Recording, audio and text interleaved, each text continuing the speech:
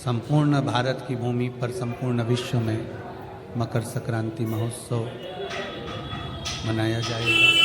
लड्डू, तिल का गुड़ दान करो, मना नहीं है। पर संक्रांति पर्व का जब आप स्नान करें तो भगवान की अविरल भक्ति आपकी एकादशी भी है। आप सभी को बाबा देव अधिदेव महादेव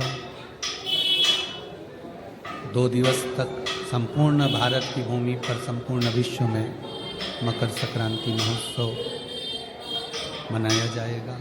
अपने अपने घरों में रहकर लोग इस पावन उत्सव को खिचड़ी, लड्डू, तिल का गुड़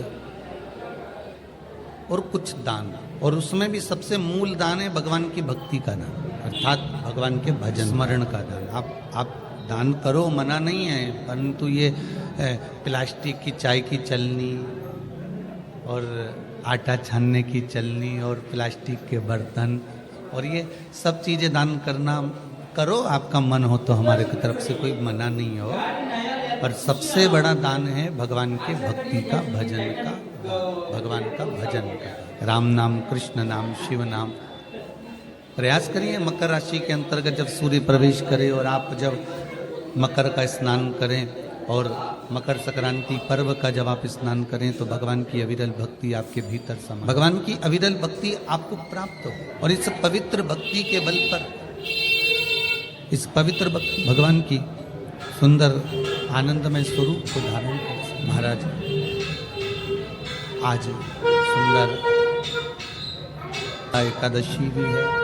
आप सभी को बाबा देव अधिदेव महादेव की इस सुंदर आनंदमय एकादशी के लिए भी बहुत बहुत साधुवाद। अपने जीवन को सार्थक बनाने का प्रयास करिए, भगवान की भक्ति में डूबने का प्रयास करिए और जितना बन सके उतना भगवान की भक्ति में डूबने का प्रयास करिए। मंगल परिवार, गुप्ता परिवार, ऑस्ट्रेलिया का शर्मा परिवार अगर ये पावन मानसरोवर शिव महापुराण की कथा को करवा रहा है तो आपके भीतर ये भाव प्रकट होना चाहिए कि आप इस पावन कथा को सुनने के बाद आपके भीतर ये भाव प्रकट हो कि हम भगवान शंकर के कृपा पात्र होकर भगवान शिव की गंगा स्नान, यमुना स्नान, कुंड का स्नान, सरयू का स्नान, मानसरोवर का स्नान हम अपने भाव से कर रहे हैं, अपने दिल से कर रहे हैं। आवाज पकड़ रहे हैं, अपने मन निर्मल चित्त से, निर्मल भावों से, निर्मल मन हम भगवान को पाने का प्रयास करें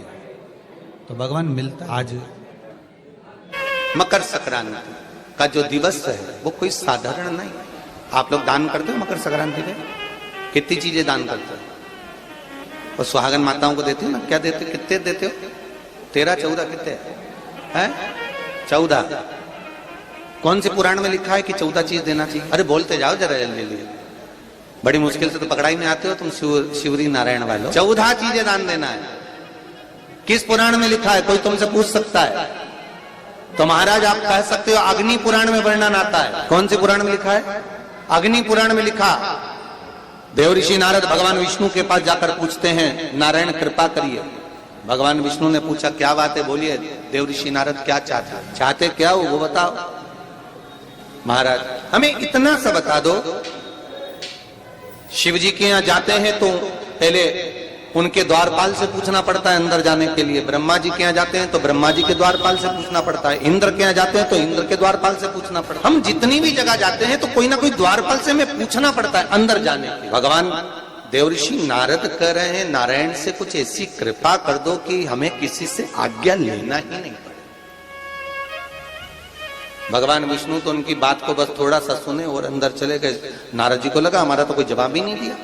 नारद जी वहीं पर टिक गए, खड़े रहे, नाम जाप करते। विष्णु वापिस आए और देवऋषि नारद से कहा एक काम करो, जब सूर्य मकर में प्रवेश करते हुए उत्तरायण की ओर जावे, उस घड़ी उस पल में देवऋषि नारद तुम 14 बार भगवान के नाम का, शिव नाम का दान दे दीजिए। भगवान नारायण के नाम का, राम नाम का, कृष्ण नाम का दान दे दीजिए। अब देखो यहां पर यह नहीं लिखा कि प्लास्टिक का डब्बा दो, समझ लेना जी जी हो अच्छे से। कि लोगों ने दान को कितना भ्रष्ट कर दिया वो बताया जा रहा है। अग्नि पुराण में ये नहीं लिखा कि तुम प्लास्टिक की चाय की चन्नी दो 14, बाल्टी दो 14, या प्लास्टिक का डब्बा दो 14 है। यहां पर यह नहीं लिखा है कुछ भी हो। यहां क्या लिखा अग्नि पुराण में कि मकर संक्रांति के दिन जब सूर्य उत्तरायण भाव में प्रवेश करे, मकर में जावे, उस समय पर देवऋषि नारद तुम्हारे मुख से अगर 14 बार भगवान के नाम का दान 14 जीवों को दे आओगे तो किसी भी देवता के पास जाओगे, तुम्हें परमिशन की जरूरत नहीं पड़ेगी, तुम डायरेक्ट प्रवेश कर जाओगे। डायरेक्ट तुमको अगर वैकुंठ में डायरेक्ट प्रवेश करना हो तो बिना पूछे, तो उसके लिए कहा ही मकर संक्रांति पे दान दो। तो किस चीज का दान देना है महाराज? प्लास्टिक का डब्बा नहीं, बाल्टी नहीं, चन्नी नहीं, फिर किस चीज का दान?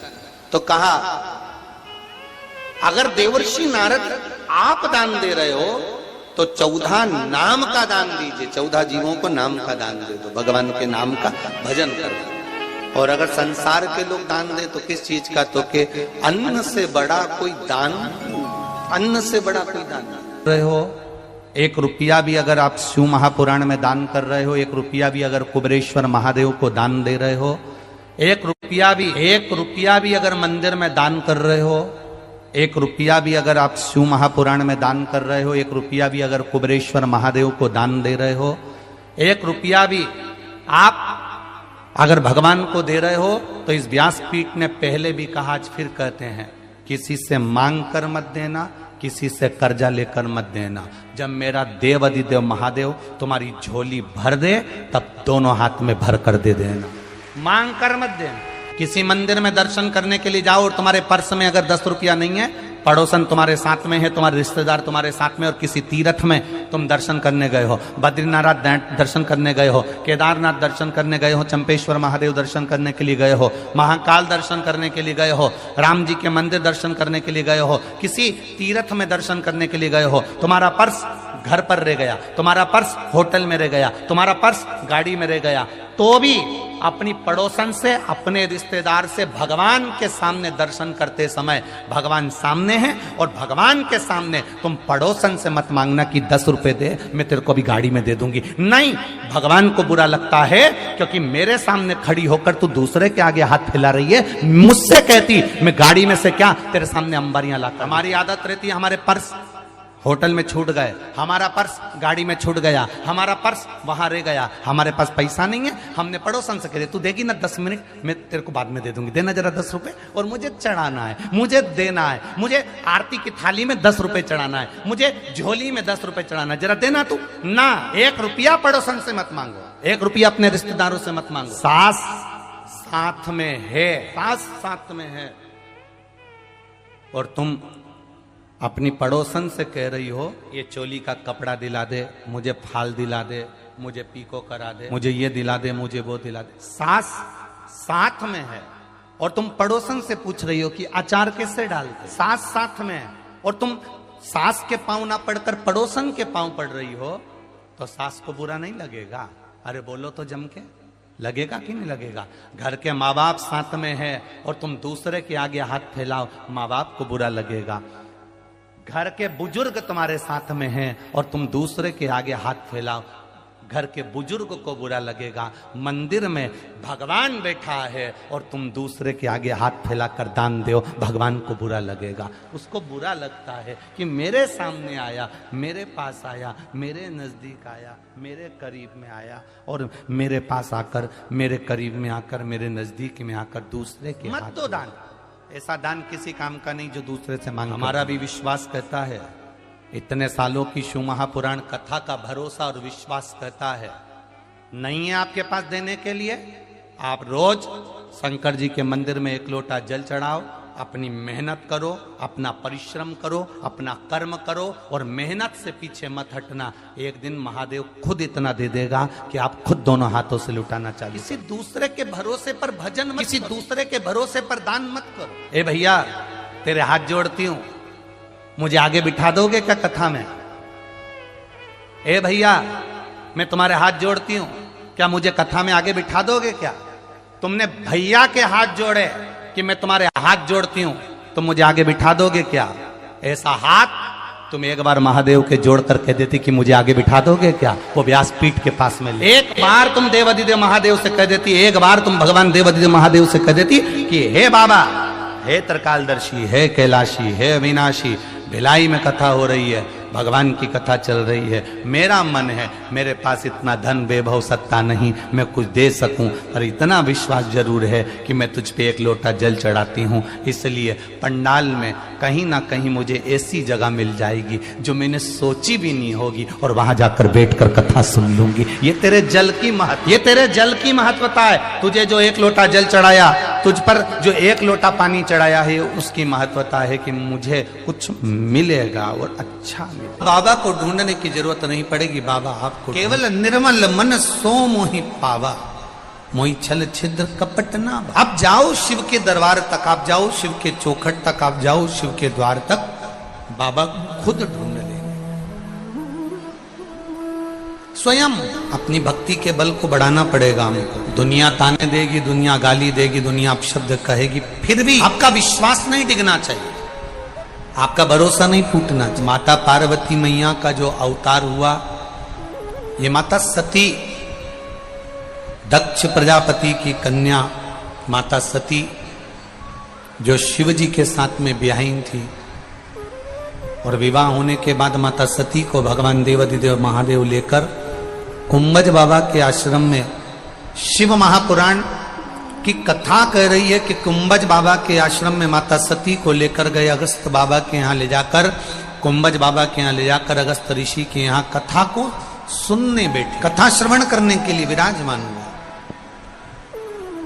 पर कथा में मन महादेव जी का लगा, सती मैया का नहीं लगा। थोड़ा सा ध्यान देना इस कथा पर। शिव से बड़े दुनिया में कोई वक्ता नहीं हो। शंकर भगवान ने कथा कही, माता पार्वती जी ने सुनी, वही कथा एक तोते के बच्चे ने सुन ली थी, जिसने वेद व्यास जी को कही। वेद व्यास जी ने वही कथा शास्त्रों में, पुराणों में वर्णन करी, जिसको आज तक दुनिया के लोग आज तक बाच रहे। शिव जी जैसा कोई वक्ता नहीं, और शिव महापुराण की कथा कह रही है, भगवान शंकर का संवाद कह रहा है, शिवजी जैसा वक्ता नहीं और शिवजी जैसा कोई श्रोता नहीं। चंचूला देवी का पति बिंदु प्रेत योनि में चले गया। चंचूला देवी का पति बिंदु जब प्रेत योनि में चले गया, तब चंचूला देवी ने देवादिदेव महादेव से प्रार्थना करी कि मुझे कथा करवाना है शिव महापुराण की, और कोई जजमान नहीं मिल रहा, इस कथा का कोई जजमान नहीं है।